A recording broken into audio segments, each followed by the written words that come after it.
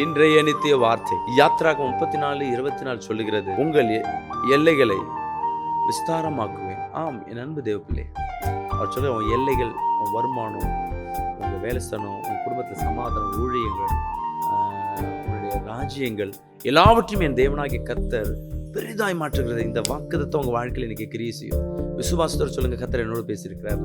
நிச்சயமா விஸ்தாரமாக்குவார், உன் எல்லைகளை பெரிதாக்குவார்.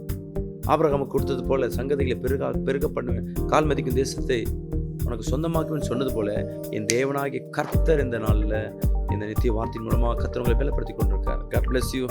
ஆமென். அன்பு தேவப்பிள்ளையே,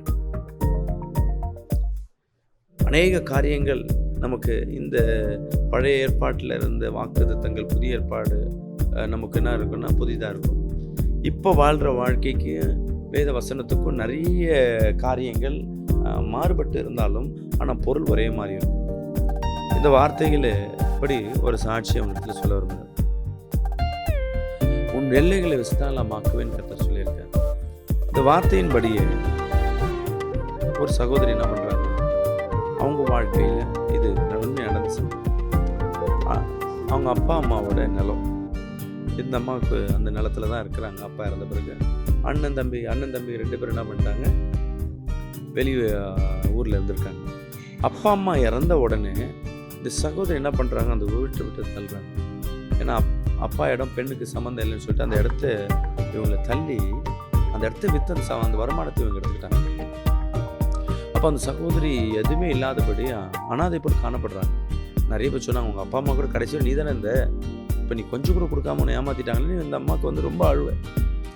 அந்த வேலையில் எனக்கு ஒரு கால் பண்ணுறாங்க. நான் அப்போ சொல்கிறேன், அம்மா கவலைப்படாது, தேவன் கொடுத்ததை என்ன பண்ண முடியாது, ஒருத்தரும் மாற்ற முடியாது. அவங்க சொத்து எடுத்துக்கலாம் பரவாயில்ல, ஆனால் தேவன் சொத்தாக இருக்காரு, நீ கவலைப்படாதுன்ற. அல்லேலூயா, ஒரு ஆமென் சொல்லுவாங்க. இவங்க என்ன பண்ணுறாங்க, போயிட்டு சம்பாதிக்கிறாங்க. அவங்க பிள்ளை சம்பாதிக்கிறாங்க, பிள்ளை ஒரு நல்ல ஒரு ஐடி கம்பெனிக்கு போகுது. இதெல்லாம் காலங்கள் நடக்குது.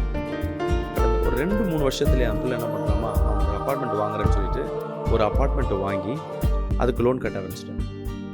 பாருங்கள், இடத்த வாங்கினவங்க விற்றாங்க, செலவு பண்ண ஒருத்தர் ஏமாத்தினாங்க. அவங்க வாழ்க்கையில் அந்த இடத்துல வாழலை. இவங்க அந்த இடத்துல இல்லை, ஆனால் இவங்க வாழ்கிறாங்க சொந்த வீட்டுக்குள்ளே. அவன் பிள்ளையை கர்த்தர் ஆசீர்வதித்தார். இன்றைக்கும் என் அன்பு ஜனமே, உன் எல்லைகள் விசாலமாக்குவேன்னு கர்த்தர் சொல்கிறார்.